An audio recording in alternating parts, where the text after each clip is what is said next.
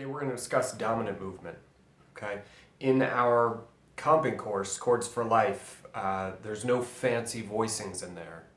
I guess maybe in some of the bonus lessons I threw some fun kind of stuff in there.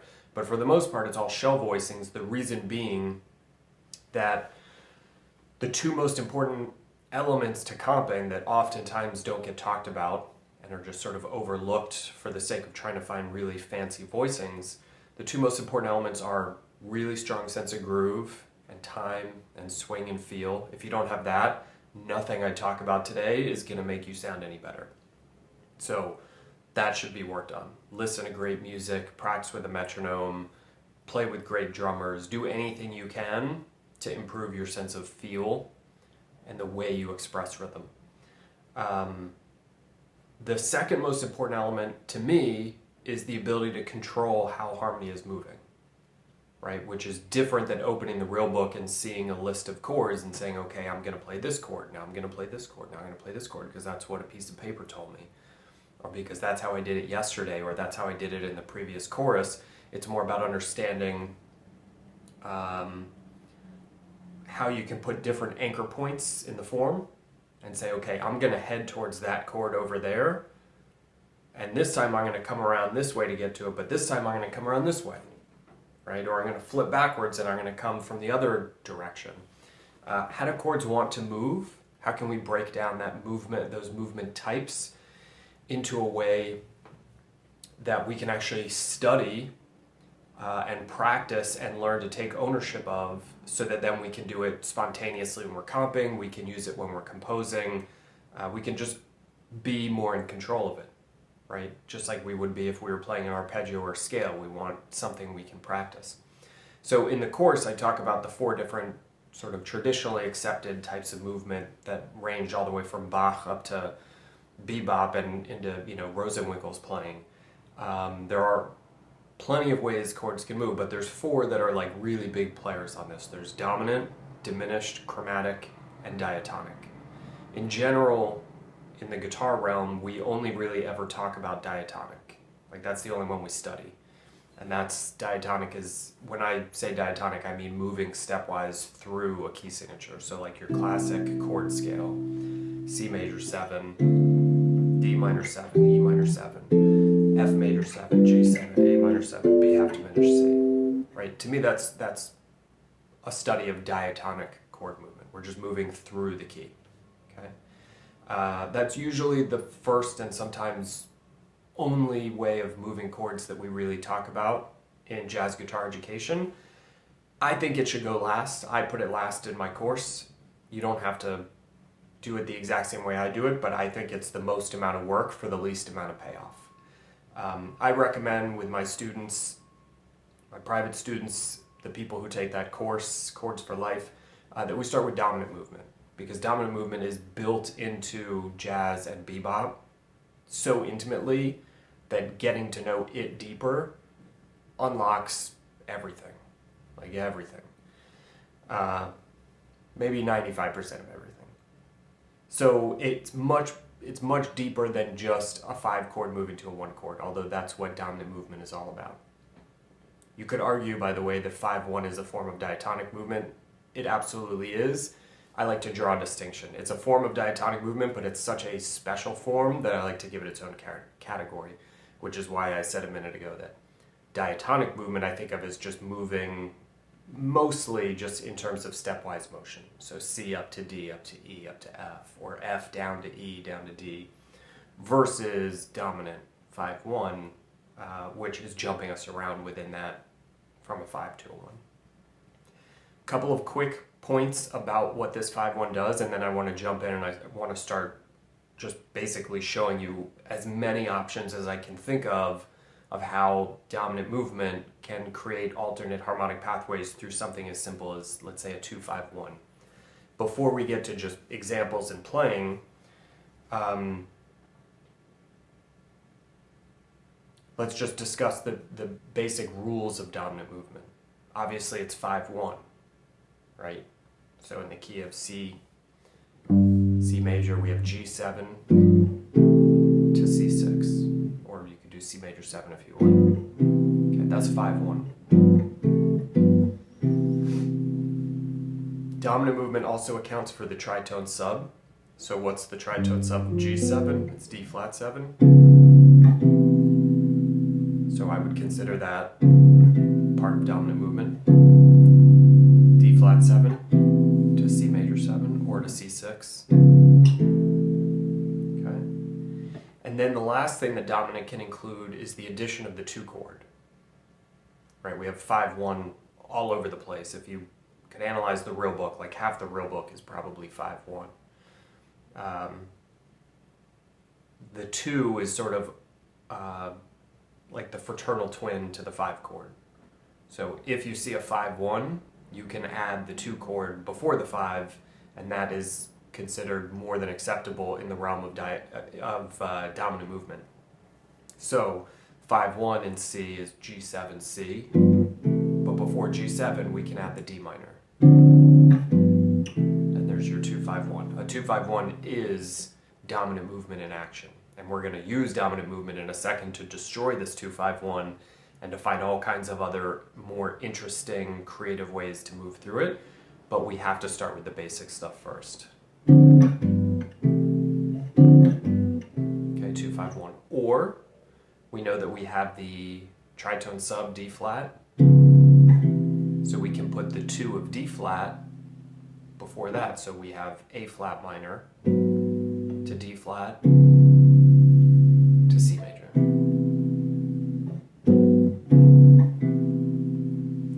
Both of these progressions, D minor G7C and A flat minor D flat 7C, are simply examples of away, home.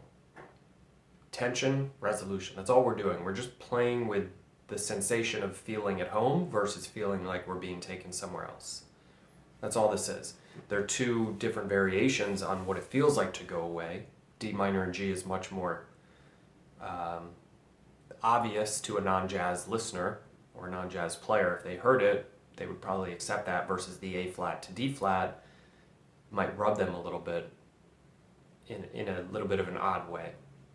Right? D minor G is like going to the office and coming back home. Everybody's used to that. A flat minor to D flat, resolving to C, is a little bit stranger. It's like just going for a joyride to the Grand Canyon and then coming home. Like, it doesn't make as much sense to someone who's not accustomed to listening to jazz and bebop. And again, we're going to take this and run with it. We still got plenty of time. We're going to take this and run with it to really try and destroy the simplicity of this and see just how many sort of advanced options we can come up with just using dominant movement. Okay, so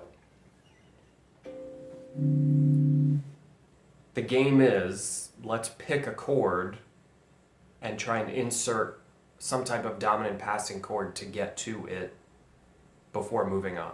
Remember, I was talking about finding anchor points in the form. So I might want to head towards a certain measure or a certain chord and use additional tension chords, passing chords, to help get me there, either to fill up more space, to make it sound more complex, to do whatever.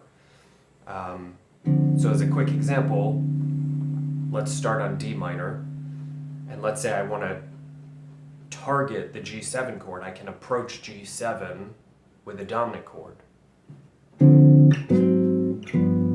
Right? That's a really basic example of an additional passing chord in jazz. D minor, A flat 7, G7. 2-5-1, but I'm adding an A flat 7 chord in there.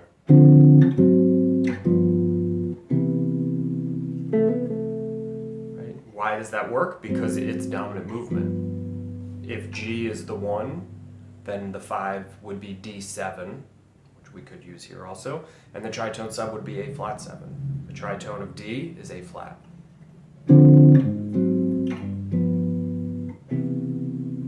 Okay, so I'm targeting G7 momentarily, and I'm putting a tension chord before it.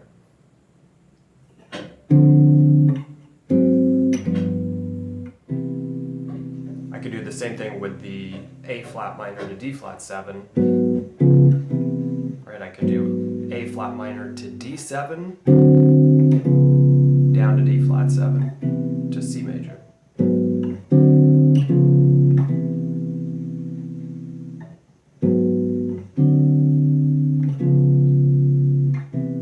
targeting D flat 7 here and approaching it from a half step above with that dominant chord, because that's what the tritone sub looks like on the fretboard. Okay. I could commingle these. So I could do D minor to D flat 7 to C major.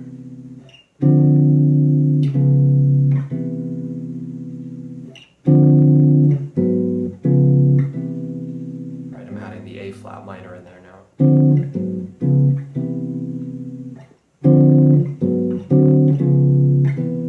That's D minor, A flat minor, D7, D flat 7, C major. Why? Because I'm thinking 2 chord, 5 chord, I'm using the D flat in place of G, but instead of just playing it, I'm adding the 2 before it, A flat minor, and then I'm approaching D flat with the tritone sub.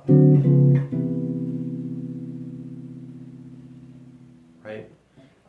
What dominant chord wants to approach A flat minor? There's 2 of them. One would be the 5 of A flat, which is E flat 7, or we could approach it with the tritone sub, A7.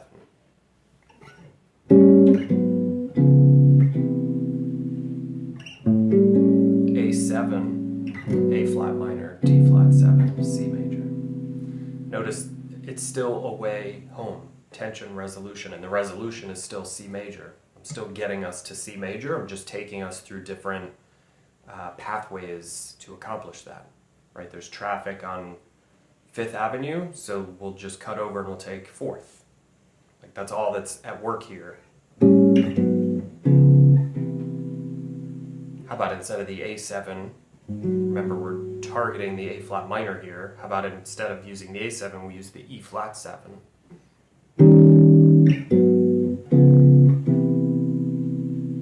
Right? E flat 7 is the 5, it's the dominant chord resolving to A flat minor, which is the 2 of D flat 7, which is the tritone subdominant that resolves me to C major. We could start on D minor. So I went from D minor up to E flat, resolved that to A flat minor, which is the 2 chord, to D flat 7, which resolves me to C major. So many different ways we're coming up with. Just, what's it been, about 5 minutes since we started playing? And we've got all kinds of unexpected things that you would not likely hear at a gig from someone who was just reading off the real book.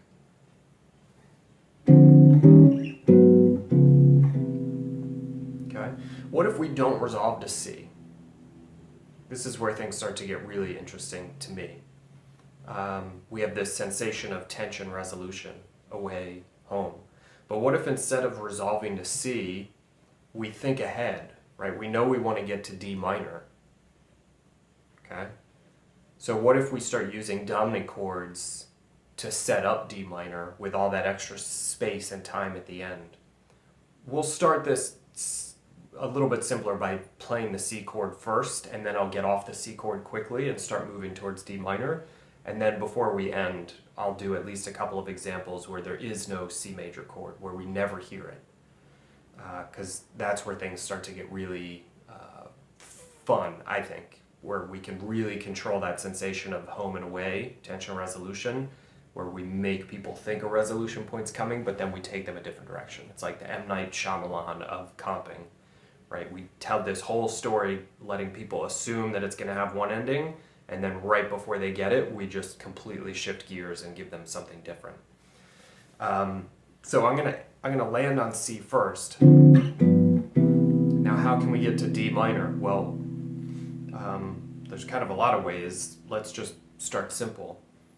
If we jump up to F7, F7, E7, E flat 7, D minor. Why does that work? Because each one of these is the tritone subdominant that resolves to the next one. F7 resolves down a half step. That's what tritone subs do. Resolves down a half step to E7. Resolves down a half step to E flat 7. Resolves down a half step to D minor.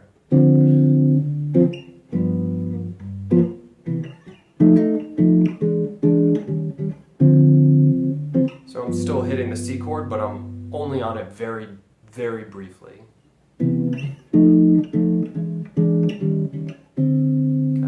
If we don't want all that chromaticism, we can take these out of tritone subs and use them as 5/1s. F7, B flat 7, E flat 7, D minor, right?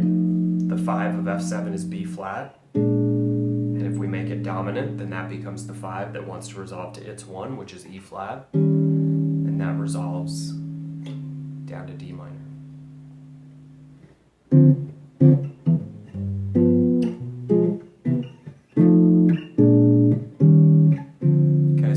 More loop oriented. What if we go ahead and get rid of C? Let's just skip it. So we set up the 2-5 that sounds like we're going to resolve home, but then we just shift gears and go somewhere else. And that somewhere else is dictated by how do we get back to D minor in a logical way where the harmony makes sense, where the chords move and carry us to that next anchor point. Instead of giving everyone the feeling of resolution, the 1 chord, we just set the anchor point to the D minor chord, to how do we get back to there. D minor G, right? One easy way to find or to do this that you've probably played in tunes before, what's the main 5/1 dominant chord that resolves us to D minor? It's A7. And what's the 2 chord of A7 is E minor. So instead of resolving to C major, we could jump up to E minor and do a 2-5 there. E minor A7, that brings us back to D minor.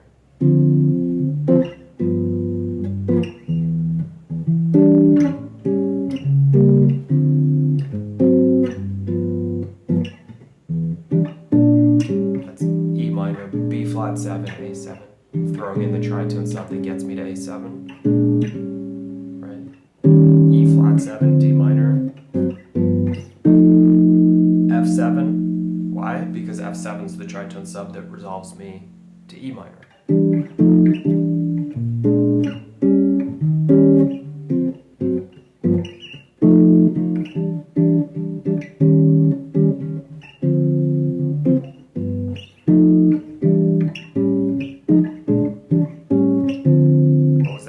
E minor, A7, F minor, B flat 7.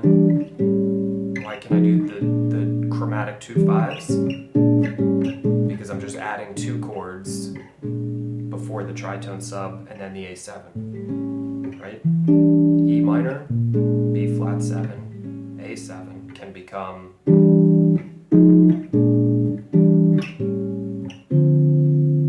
did you catch it?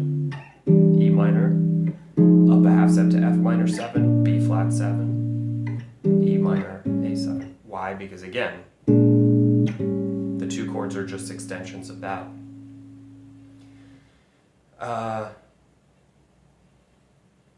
What if we just keep adding chords inside of all this?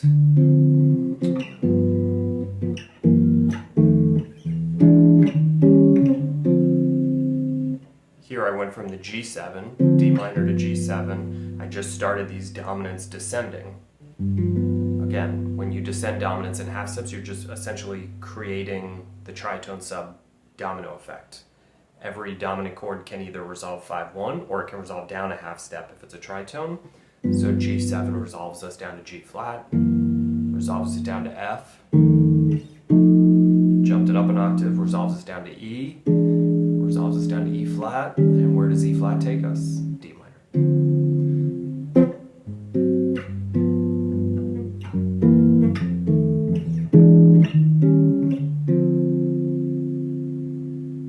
Okay, what if we don't go to D minor? What if we go down to the A flat minor? Right, bring that tritone sub 2-5 back from 10 minutes ago when we started this. A flat minor, D flat 7. We know can resolve to C major, but what if we go right from D flat 7 down to G flat, F, E, E flat.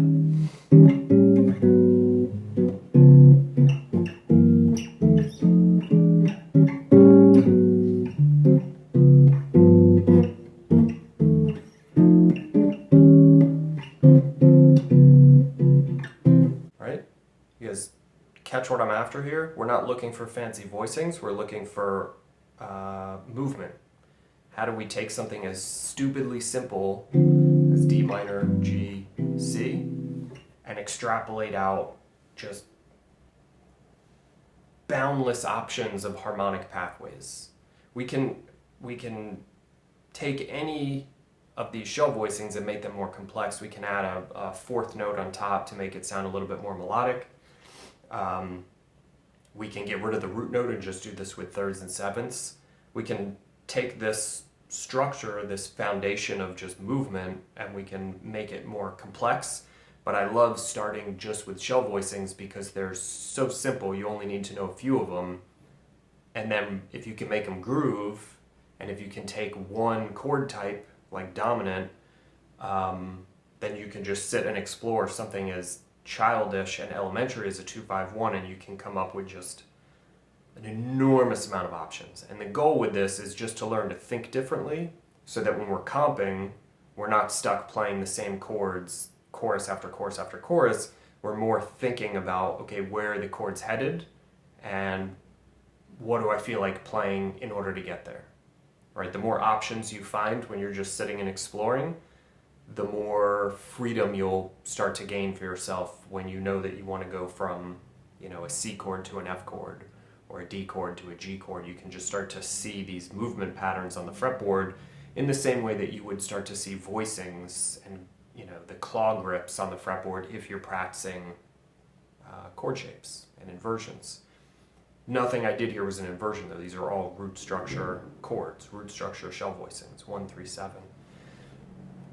My personal feeling is if you can't groove and if you can't make really cool kind of moving patterns with root structure chords, simple root structure chords, it's probably a little bit early to start cramming advanced voicings or inversions into your playing.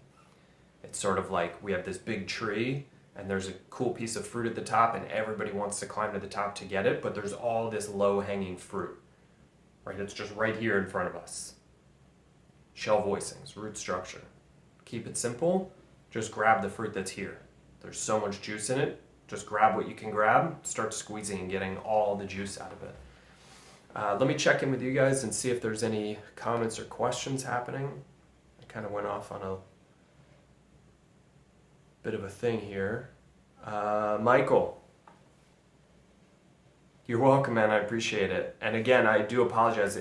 Facebook shows me there's 7 comments, but it says there's 7, but it's only showing me 4. So to the other 3 of you, I'll read your comments. Once I end this stream, I'll go back and I'll answer anything I can in the comments section. Marcus, thanks, really useful lesson. Killer, I'm glad you dig it, man. Glad you could join us too. Hope everything's going well for you on the other side of the pond. Telmo, I understand the theory, but this is going fast for my thinking. Yeah, these are mini classes. I'm just trying to cram a lot of stuff into it. If you want more of a laid-back approach of going very slow, methodical, lots of notated examples, obviously you can find all that in the Chords for Life course. But this is the gist of the dominant section, right? The goal is not to memorize every example I'm showing you. The goal is to understand the basic shell voicing, just know your shell voicings, and understand the theory and the concept behind dominant movement, which is 5-1, or the tritone sub, which is like flat 2 to 1. Tritone subs always resolve down a half step. And then understanding that you can always tag the 2 chord before those dominants. Okay? You don't have to, but you can. Anytime you see a dominant, you can add a 2 chord before it. Once you understand that, then the game is how childish can you be? Or maybe childish isn't the right word. How childlike can you be? Right? Don't take everybody, don't read the theory book and think you know how to play music. Read the theory book and think, okay, now I know the rules, but then you have to be like a little kid and push the boundaries and explore and be curious and test things and try and disprove things and try and prove things and just have fun with it. I always come back to that metaphor of like being like a little kid in the woods who finds a stick. It's just a stick. But to a little kid, it could be Lord knows what. They'll make up all kinds of games. Their imagination will turn on, and they'll do all kinds of things with that stick that an adult would not do.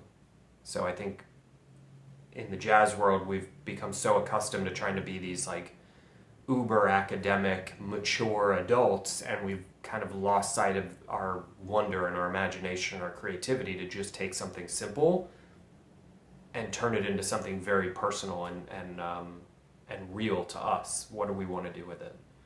I mean, that's what we're all trying to do anyways. Like, the scale itself doesn't make a melody. It's what the human being does with the scale, which is why I love quadratonics, because it lets us get inside and actually get intimate with the sounds, right? We can actually like start to hear one particular note of the scale on an emotional level, on a visceral level, and connect with it so that then it becomes part of our vocabulary as opposed to just a point on the fretboard. It's the same process I'm talking about here. Quadratonics are all about having the triad and one tension note. So this is home and away, right?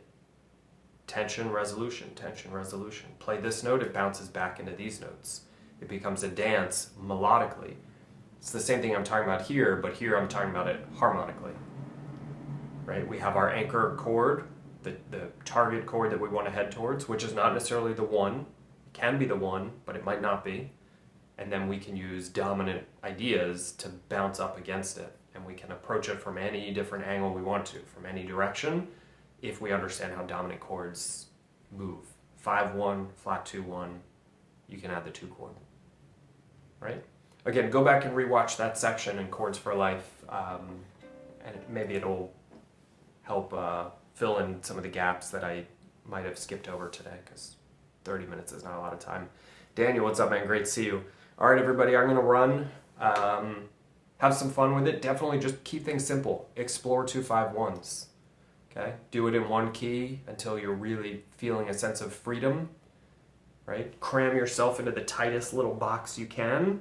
Don't try and get out of the box. Just try and wiggle some elbow room in there, okay? If you can get your elbows moving, get your shoulders moving. Keep pushing out. The more you force yourself into this very tight little box and make room for yourself, the more spacious it becomes in there. And then, when you're done with your practice session, you stand up and you're out of the box, and then you go into the next box and you do the same thing and you make room for yourself. And the more you do that in these little tiny, stupidly simple boxes, all of a sudden you start to have all this room in here that you can move around in, right? It's very freeing. We're not chasing after anything. We're not trying to climb to the top of that tree to get that one tiny little piece of fruit that seems so cool. We're just going collecting all the fruit hanging down right in front of our face that's just filled with juice. Okay? Super nutritious, filling, right there. All you have to do is go pick it. Too many guitar players want to spend 10 years trying to climb to the top when there's all this wonderful stuff here. Let's start here, and then we can move up to the middle section of the tree, right? And then eventually we can get to the top of the tree, but at least here we're feeding ourselves, we're making music, we're doing interesting things, and we're creating a sensation of freedom and control over our playing, in this case over our comping and harmony. Great for comping, great for solo guitar, trio playing, anything where there's no piano player. Even if there is a piano player, we can use these ideas. We just have to be a little bit more aware of our surroundings and maybe play a few less notes. I'm going to run. Enjoy this. I'll see you guys tomorrow. For now, happy practicing.